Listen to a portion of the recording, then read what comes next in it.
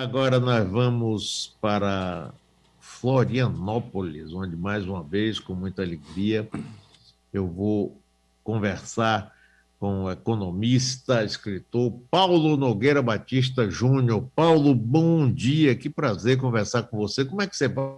Está bem? Se Bom dia, protegendo Mário. aí direitinho? Bom dia, Mário. É um prazer estar com você de novo. Estou aqui me protegendo, atravessando essa crise sem precedentes nas nossas vidas, né? Rapaz, não fale não, é mesmo. Nunca a gente passou nem imaginou passar por isso, não é, Paulo? Em termos de saúde pública, é a pior crise desde a espanhola, né, a gripe espanhola. E nós temos a infelicidade de estar enfrentando esse desafio com o pior presidente da história, né? Um governo despreparado, ignorante, que não só não resolve o problema, como dificulta a sua solução, né? Paulo, você está pré-lançamento do livro O Brasil Não Cabe no Quintal de Ninguém. É uma edição ampliada, revista e atualizada, não é, Paulo? Eu fiquei muito contente, Mário, com a recepção positiva que teve a primeira edição do livro, e agora saiu da gráfica na semana passada a segunda edição, não é uma mera correção, uma mera revisão, é uma ampliação com novos textos, por exemplo, sobre a geopolítica da pandemia, a posição do Brasil no cenário internacional no governo Bolsonaro, e também alguns textos novos sobre a minha experiência com os BRICS, inclusive cobrindo algumas lacunas que a primeira edição tinha. Por exemplo, tem um capítulo que explica muito bem, eu acho, a maneira como eu fui derrubado da posição de vice-presidente do Banco dos BRICS pelo governo Temer. Eu mostro o lawfare que foi feito contra mim e entro em certo detalhe porque é uma experiência instrutiva de como se manipula a regra de uma entidade multilateral para atender os objetivos políticos de um governo como o governo Temer, né? Então romperam meu contrato, romperam meu mandato, inventaram acusações a mim totalmente infundadas de quebra do Código de Conduta, e eu conto isso lá. Então o livro tinha algumas lacunas que eu consegui preencher nessa segunda edição, e eu fico contente que ela tenha começado a circular agora, né? Paulo, você primeiro teve uma experiência no Fundo Monetário Internacional. Você morou em Washington há algum tempo, não foi? Eu morei 8 anos em Washington como diretor pelo Brasil, diretor executivo pelo Brasil e outros países no fundo. E de lá fui para Xangai, ser o primeiro vice-presidente brasileiro do Banco dos BRICS. Fiquei ao todo 10 anos e pouco fora do Brasil, né? É uma experiência enorme, porque esses organismos internacionais também geram, pelo que você está falando aí, inclusive, gera muita política, muita politicagem, muita, não é, Paulo? São organismos técnicos, com funções técnicas, né, diferentes em cada caso, mas que também são necessariamente instituições políticas, porque são instituições criadas por governo, né? Então não é ruim que sejam instituições também políticas. O problema é que a política frequentemente degenera, como degenerou no caso do Brasil, depois do golpe que deram contra a Dilma, né? E a degeneração da política brasileira fez com que a posição brasileira em organismos internacionais degenerasse também. No FMI, até que no FMI nem tanto, mas no Banco dos BRICS, no Banco dos BRICS, né? E é o espelho da situação brasileira, né? Não pode o Brasil atuar bem no campo internacional, no campo das organizações internacionais, quando está em deterioração, em degradação política, como esteve desde o golpe contra a Dilma, né? É interessante isso, né?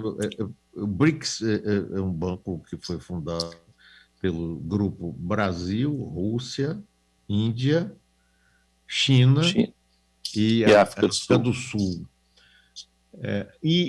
Qual era o objetivo desse fundo? Qual o capital? Como é que ele investia? Como é que ele trabalhou, Paulo? Bom, os BRICS começaram a trabalhar em conjunto desde 2008 e chegou a um certo ponto que o grau de cooperação e entendimento entre os países era tanto que eles resolveram criar instituições próprias, né, em face da dificuldade de fazer avançar a reforma das entidades existentes, dominadas pelos americanos e pelos europeus, né? Então, nós criamos um fundo monetário dos BRICS e criamos um banco de desenvolvimento, no modelo do Banco Mundial, né? Então, eu participei da negociação dessas entidades, né? E depois fui convidado a assumir a posição de primeiro vice-presidente. Fui um dos fundadores do banco que tem sede em Xangai. Como é que funciona um banco desse tipo? É um banco multilateral, constituído por países que aportam capital. Com base nesse capital, o banco vai ao mercado e levanta empréstimos para aumentar o seu poder de empréstimo e vai fazendo operações. No caso desse banco, do Banco dos BRICS, operações de longo prazo, com juros baixos, como é costumeiro nesse caso de banco, em condições, portanto, atraentes, né, para projetos ligados à infraestrutura e desenvolvimento sustentável. Um banco essencialmente moderno, verde, com um convênio constitutivo muito bem formulado, sabe? Então, é um banco que teria potencial para ser um banco muito importante. No meu livro, eu discuto, entretanto, como os primeiros 5 anos desse banco, do qual eu participei, do qual fui um dos fundadores, foram decepcionantes, porque, por vários motivos que eu ali discuto no livro, nós não conseguimos realmente fazer o banco deslanchar. E agora, com o governo Bolsonaro, o Brasil passou a atuar de maneira, vou dizer assim, deletéria, porque o Brasil deixou de fazer o pagamento previsto no convênio constitutivo do banco, um tratado internacional, que era devido agora em janeiro. Então, o Brasil, pela primeira vez na existência do banco, tem um membro, um sócio fundador, que está atrasado no seu compromisso internacional de aportar o capital integralizado do banco. Isso é um abalo muito grande para o Brasil no banco e para a imagem do banco também, que que mostra que um dos seus sócios fundadores não está efetivamente capaz de cumprir com seus compromissos ou querendo cumprir com seus compromissos, né? Isso se insere num quadro maior, né, Mário, que é uma política externa do governo Bolsonaro que é de chorar. É de chorar. É uma política externa amadora, inepta, que tem consequências muito mais graves no Brasil do que essa que eu acabei de mencionar, que é de enfraquecer o banco que nós criamos com os outros BRICS, né? Então, nós estamos pagando um preço altíssimo, né, por ter um governo que não sabe por onde começar em matéria de economia, em matéria de relações internacionais, em matéria de meio ambiente, em matéria de saúde pública. Essa quadra que nós, infelizmente, estamos vivendo, né? Nós experimentamos esses efeitos negativos aqui com os insumos para vacina e com as vacinas, né? A China e a Índia também, não é? Inclusive por conta da postura brasileira na Organização Mundial do Comércio, não é, Paulo? Você veja, Mário, o Brasil tem ainda, mas enfraquecido, uma cooperação sistemática, organizada no âmbito chamado Grupo dos BRICS, desde 2008, com países como Rússia, Índia e China, que têm uma vantagem nesse momento importante na produção de vacinas. Sim. Insumos para vacina.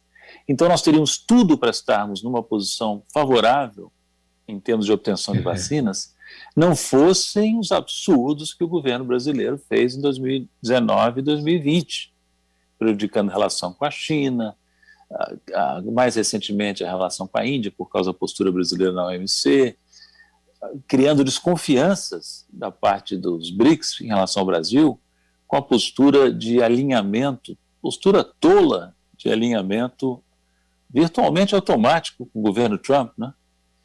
Governo este que estava em conflito aberto com a China, principal parceiro nosso no âmbito dos BRICS, em termos de peso, né? Então, veja, é claro que o Brasil não tem que se alinhar com ninguém, tem que defender seus interesses, mas é uma tolice arrematada hostilizar gratuitamente o nosso principal parceiro comercial e nosso parceiro no âmbito dos BRICS, que é a China, para agradar o governo Trump, para fazer uma atuação conjunta com o governo Trump. O que nós ganhamos com isso? Zero. Perdemos a confiança de outros países, perdemos a postura internacional. Olha, eu vou te dizer, em toda a minha vida que eu acompanho a política econômica externa brasileira. Eu nunca vi um desastre de tal magnitude. As pessoas precisam se dar conta disso, precisam se dar conta do tamanho do desastre que nós estamos vivenciando desde 2019, mas agravado agora com a crise da pandemia, né? Paulo, você acha que... Eu estou conversando com o economista, escritor Paulo Nogueira Batista Júnior, que está em pré-lançamento da edição atualizada e revista do livro mais recente que ele lançou, que fala Brasil não cabe no quintal de ninguém. Você acha que há condições de continuar a existir esse BRICS, já que há uma situação tão hostil do Brasil em relação à China e depois acabou em relação à Índia e até à África do Sul? Acho que vai continuar porque há interesses importantes dos 5 países em continuarem trabalhando junto, apesar de divergências que possam surgir, inclusive divergências que não envolvem o Brasil também, entre a Índia e a China, por exemplo, importantes, né? Chegaram a provocar escaramuças na fronteira com perdas de vidas no ano passado, né? Então os BRICS têm tensões internas, o Brasil não é o único responsável por isso, mas ele tem uma agenda comum que faz com que ele provavelmente continue. Agora, se um dos membros da importância do Brasil atua de maneira inepta, é evidentemente que perde força o processo BRICS, né? Perde força.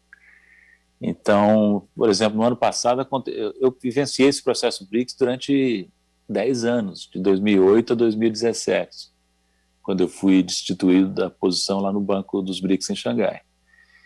Eu nunca vi o que aconteceu no ano passado, Mário. Foi que numa reunião do G20, aconteceu a reunião habitual dos BRICS. Mas, em paralelo, Rússia, Índia e China se encontraram também, separadamente, sem a presença do Brasil e da África do Sul. Eu nunca tinha visto isso acontecer. Sinal dos tempos, sinal de que talvez esses líderes, Putin, Xi Jinping, Modi, não sentiam a vontade de tratar de todos os assuntos na presença de Jair Bolsonaro, né? Então o processo BRICS se esvaziou, está mais lento, né?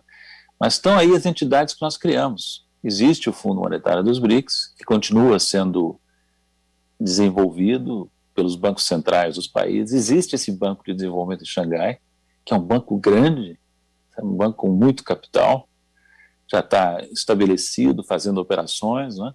Muito mais lentamente do que eu gostaria. Quando eu participei da fundação, esperava que o banco já tivesse no outro patamar, depois de 5, 6 anos, né?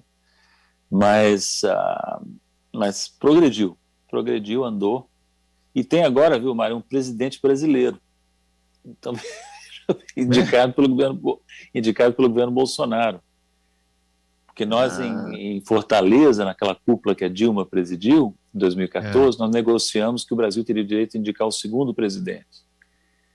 E aí coube ao governo Bolsonaro, por ironia da história, indicar esse segundo presidente.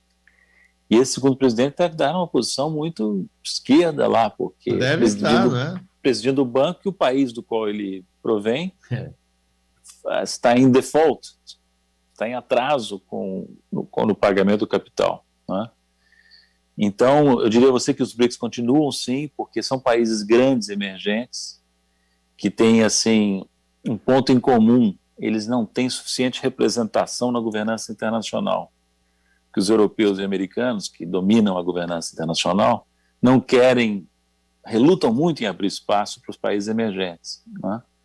Então, esses países emergentes grandes têm todo o interesse em cooperar, em trabalhar em conjunto, né? E eu creio que o Brasil, passando dessa fase tétrica em que nós estamos, né, voltará a ocupar um espaço na área internacional e os BRICS terão um impulso. Até porque, Mário, só dizendo rapidamente um ponto que eu friso no livro, o Brasil não cabe no quintal de ninguém, é um grande país, e eu posso dar o meu testemunho de que em muitos momentos do processo BRICS, a liderança, o impulso era brasileiro. O Brasil foi, durante grande parte do tempo, o motor dos BRICS, e deixou de ser o motor desse grupo tão importante quando o governo Dilma entrou em crise, a partir de 2015, terminaria no impeachment. Depois, com o governo Temer e Bolsonaro, situação piorou ainda mais, né? Isso é apenas um aspecto, claro, de um problema muito maior, que é a perda de expressão do Brasil no mundo. E, sobretudo, agora no governo Bolsonaro, mas já no governo Temer. E já no governo Dilma, quando se instalou aquela crise monumental que levaria à sua destituição, né? Paulo, e agora o Brasil, não somente isso aí tudo que você falou, que eu concordo totalmente, mas até em termos de saúde pública, daqui a pouco o Brasil vai ficar isolado do resto do mundo e todos nós presos aqui sem poder circular em nenhum lugar, não é? Já está, né? Já está assim, né? O Brasil já é visto como um país que ameaça, que constitui um risco para os demais, né? A imprensa mundial acompanha com grande preocupação a situação de saúde pública no Brasil, o descontrole, que é evidente, né? Já tornou-se evidente nos meses recentes, e a grande preocupação com as novas cepas, como dizem, né? Que vão sendo criadas, porque o Brasil, tendo esse imenso território, com essa imensa população, se tornou, como dizem alguns especialistas, uma espécie de laboratório a céu aberto para o surgimento de novas variantes do vírus, novas e mais perigosas, que podem se revelar imunes à vacina, e então você podem anular o esforço de vacinação no limite, podem ser mais fortes, mais letais, mais transmissíveis. Então nós estamos preocupando. Claro que a principal preocupação é o brasileiro, que mais sofre com isso, mas outros países podem sofrer também as consequências desse colapso do Brasil em termos de combate ao coronavírus, né? A crise do coronavírus. Paulo, fale agora sobre esse livro seu. Você fala também sobre nacionalismo e o famoso nosso complexo de vira-lata. Mário, o livro, na realidade, ele trata de temas econômicos, de relações internacionais, mas trata de temas culturais também. Porque o que eu digo é o seguinte: o Brasil não cabe no quintal de ninguém por uma razão objetiva. O Brasil é um dos maiores países do mundo. Eu costumo repetir, vou repetir aqui, o Brasil faz parte de um grupo de apenas 5 países, Mário, que ao mesmo tempo fazem parte da lista dos 10 maiores PIBs, 10 maiores populações e 10 maiores territórios. Só 5 países no mundo inteiro integram essas 3 listas de 10 maiores. Esses 5 são os Estados Unidos e os 4 BRICS originais, Rússia, Índia, China e Brasil. Entende? Então o Brasil é um dos gigantes do mundo. Mas ao Brasil falta, infelizmente, um ingrediente indispensável da grandeza, que é o ingrediente subjetivo. O brasileiro não se vê como grande, ao contrário, tem mania de ser pequeno, sofre do que o Celso Amorim chamou de nanomania. Acho que até ele cunhou esse termo, né? Porque, sabe, Mário, uma coisa que eu notei ao longo da vida, de vez em quando, em alguns momentos históricos, o Brasil, nas décadas recentes, levantou a cabeça e ameaçou se comportou como o grande país que é. Qual era o coro que a gente ouvia aqui no Brasil? Brasileiros de várias origens, de várias tendências, denunciando a suposta megalomania brasileira, ou dos governos brasileiros. Nós nunca fomos megalômanos, nós sofremos de uma humildade constrangedora, que o Nelson Rodrigues chamou de complexo de vira-lata, que é um sentimento de inferioridade que faz com que o brasileiro automaticamente se coloque numa posição subalterna diante do europeu e, sobretudo, diante do americano. E essa é uma tragédia para nós, porque isso impede o Brasil de ver suas qualidades, que são muitas, impede o Brasil de valorizar o seu país. Basta ver, Mário, a facilidade com que certos brasileiros, inclusive brasileiros que se consideram esclarecidos e tal, para atacar o Bolsonaro, ao atacar o governo Bolsonaro, passam imediatamente a atacar o Brasil, a desqualificar o país inteiro, entende? Como se Bolsonaro fosse o Brasil. Não, Bolsonaro é uma expressão do que há de pior no Brasil, mas o Brasil tem muita coisa de grande valor, né? No plano cultural, no plano político, né? No plano das realizações, né? É um país que realizou muito e pode realizar muito mais. Então, o meu apelo todo nesse livro é para que o brasileiro se dê conta da importância do país. E aí eu me apoio na minha vivência, entende? O livro é sobre a minha vivência no Fundo Monetário, no Banco dos BRICS, em grande parte do livro é isso, né? E eu mostro que o Brasil já se comportou, num passado recente, como o grande país que é. Atuava no plano internacional de forma ativa, né? E atuava em vários campos, sabe, Mário? E ninguém estranhava, nenhum outro país estranhava que o Brasil se comportasse dessa maneira, porque eles esperam isso de um grande país, né? O que o pessoal no resto do mundo está estranhando? É o Brasil de hoje, que é considerado uma surpresa, causa perplexidade a todas as pessoas que conheciam o Brasil, que interagiram com o Brasil no passado, né? E que esperavam do nosso país. É claro que todos os países têm altos e baixos, mas esse baixo aí que estamos vivendo é uma coisa tremenda, né? Só rindo mesmo para não chorar, né?